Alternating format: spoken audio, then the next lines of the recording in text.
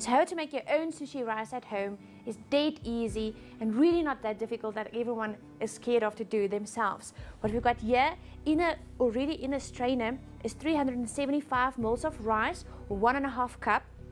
And then also in the saucepan, we already added 500 ml, or basically 2 cups of water.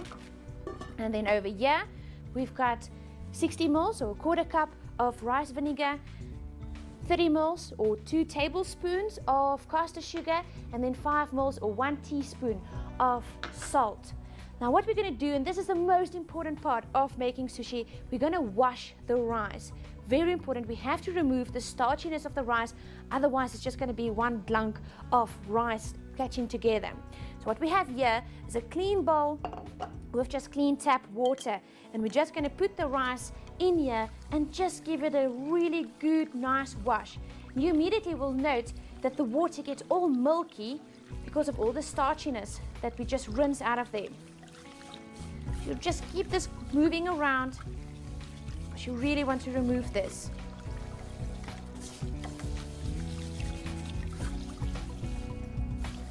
Lovely. So now I'm going to do it for the second time. Another clean bowl again. And I'm just removing this one over there. And I just keep this going. This whole procedure of rinsing, I'm going to repeat 5 times. You have to repeat it 5 times. If you're only going to do it a few times, it's not going to work. So this is now the second time. And we're going to keep this going up to number 5.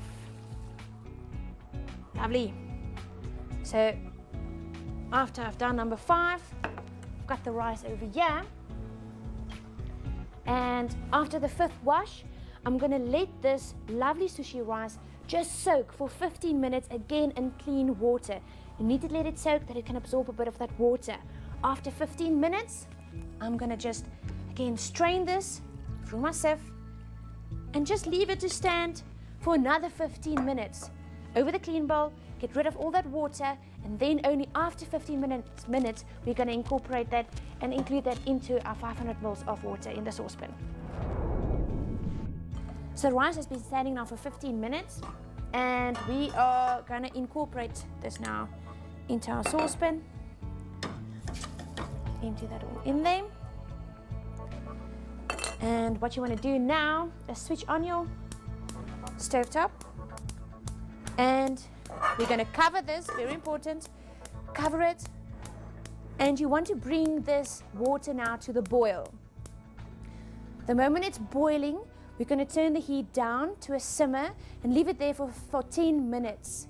After 10 minutes, you're going to turn the heat off, and then we're going to just leave it to stand again, still with the lid on, for another 10 minutes. While that is steaming, we're going to start making our lovely vinegar mixture. So we're going to incorporate our vinegar, our caster sugar, as well as our salt. And then we're going to just bring this again up to a light simmer. You don't really want to boil this rapidly. And just bring it all together. And then our sushi rice, we're going to empty it into a container to cool down, which I will show you just now. So we're just going to finish our rice now. We've got our lovely rice. It's steamed now for 10 minutes without any heat. And we've got our rice vinegar mixture here that we just boiled up. So we're just going to add our rice vinegar mixture to our steam. Make sure you get all that vinegar out of there. And we're just going to loosen this up lightly with a fork, just to make sure that that mixture runs through to the bottom. And then we're just going to pour this into a glass bowl. Please do not feel tempted to leave this to cool down in a stainless steel container. Traditionally, they will actually use like a wooden bowl or something like that, because you don't want anything to make the rice taste like something funny. So we just put it in the glass bowl and leave it there to cool down. Now you can leave this to fan, or you can just put a cloth over it, and once in a while just come past with your fork and just loosen it up to make sure that it's nice and room temperature so that we can use it. Also, please never ever feel tempted to put your sushi rice in a fridge. It's going to go all dry and very clamp. That's why I always suggest that we don't use or buy sushi that is in a fridge, because it ruins the perfectness of your rice. So you actually just use it like this at room temperature.